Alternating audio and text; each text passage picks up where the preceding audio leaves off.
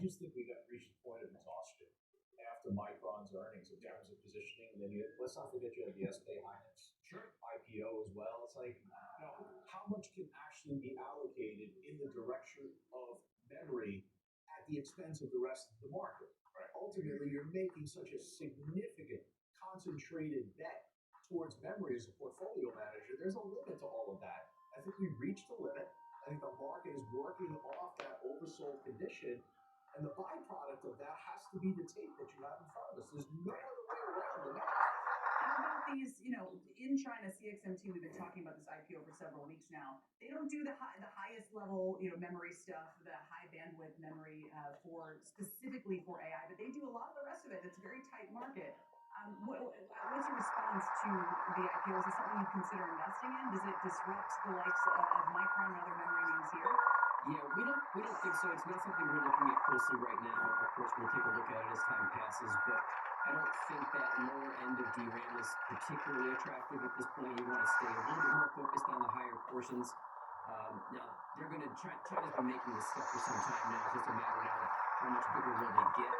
And the market itself in China is really quite large as well. So I don't know that it actually has to cross over into the United States. I suspect that we'll have plenty of business in China, probably be very, very focused there for a while.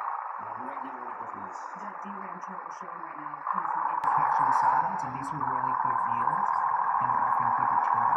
When the bond market is not willing to fund, and then you see concessions, that's going to be a sign. And you'll probably see it in the brokers trading weekly, very weak. So I think it's not. Someone must watch the brokers' stocks as an early potential tell on the AI story. Because I imagine if you wait for the CEO or the CFO of the AI company to say it on the earnings call, by then the smart money will have already made the trade. Correct. Yeah, so the brokers are, as you know, transaction sensitive. The supplier companies we are talking about now are much, much stronger than back then. They've got fabulous balance sheets, but the stock sellers, they don't care. They can't stop equating the two periods because the customers are losing valves here on the spending like they did back then. Now, you may think that NVIDIA guaranteeing $250 billion worth of financing for OpenAI data centers, as was reported today, makes sense, given that OpenAI is one of their big customers. After all, these chips are insanely expensive, right? If there were no history in these kinds of transactions, you think, well, why not? But there is history, both ways of it. It is very narrow. What we learned in 2000 is that you don't have the customers who buy your goods. They might default and the earnings get smacked. This weekend we've gone to multi-billion-dollar deals where NVIDIA actually makes it possible for the purchase to occur. If the buyer, in this case OpenAI, can actually afford to pay for the chips, perhaps the news becomes public, perhaps the news ChatGPT becomes insanely popular, perhaps there are whole new features we don't know about, then NVIDIA's in perfect shape, and NVIDIA stock sellers will look insanely stupid. But the chip buyer can't pay? Well, that's the difference. Isn't OpenAI money good? Why should we worry? Well, first, they haven't compelled. Second, they're known to be not whether they can. Second, they're known to be burning a lot of cash. Third, they have to set investment grade. That makes it much more tasty. The reverberations here are immense, people. There are so many companies counting on the data center for their earnings. All sorts of suppliers. If the market decides it doesn't want to fund any more data centers, give more cash, and the companies themselves don't have the money, or they don't get paid, then we're back in year 2000. Why is the residential easily? Because in the dot-com era, the companies that bought the goods didn't have enough money to pay for them. Instead, the companies that made the goods ended up on the hook because they provided what's known as vendor financing. And that could be the case right now. Back then, it became a giant game of dominoes, and everyone got annihilated, especially investors in these companies.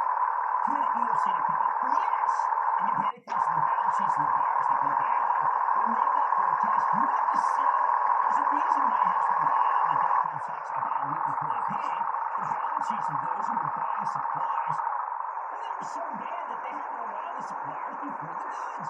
That's what could be happening now, and the market hates it. Or the stock of NVIDIA would not have been down 10 points. It might have been 10 points. Yes, at 10 points. Notice, I'm not saying NVIDIA doesn't have the money to guarantee sales or provide vendor financing. They do. I think NVIDIA's balance sheet is one of the best in the world. The company's an amazing investor, too. I lived through 2000, and even the strongest became awful stocks. Took them decades to revisit their previous highs. The stock market is telling you what it thinks of NVIDIA because of these kinds of transactions, even as plenty of people, including me and guys in NVIDIA, are quite happy and very buyers. So many of the buyers of NVIDIA AI chips have tremendous balance sheets a year ago. That's no longer the case. Now some desperately need more money to finish the gas in the bill. That's not market good though. Others are losing their investment grade status. That's going to send the stock lower. And let me tell you what sticks in my craw. Back in 1999, I begged the big suppliers not to do this kind of stuff. I saw action, and I put out stocks. So I cannot sit here and say, don't worry about it, because I was worried then. I have to help you anticipate what sellers, stock sellers, will do. So I want to let everybody know, my friend Michael Singles, my favorite strategist at JP Morgan, he just did an amazing piece last week that compared this moment to the dot-com era. His conclusion, they're too close for comfort. I have to agree. It doesn't matter if their balance sheet is perfect. They all started that way. It doesn't matter if they have valuable sales. They all started that way. History is brutal. I hope NVIDIA isn't actually making these kinds of transactions. I wish they'd just take conservative and buy back their own stock. I wish they had a dividend over the short sellers. I wish they'd spend more time thinking about the dot-com collapse. I know they may end up on hook for nothing. Maybe this time is different. That's what I'm wishing for. And investing isn't about wishing. It's about knowledge. No matter how smart they may be, and they are much smarter than I am. Maybe they never took part in 2000. Maybe they were doing something else. I saw the movie. Heck, I was in that movie. Bottom line, I don't know the sequel. NVIDIA shouldn't make these guarantees, even if it has all the money in the world. Just history. That's all. Just history. We say NVIDIA at the club, don't trade it, because we believe that we will see these kinds of deals are good. But the big institutions are not going to listen, and they will continue to sell the stock. Why? Because history is what I'm selling.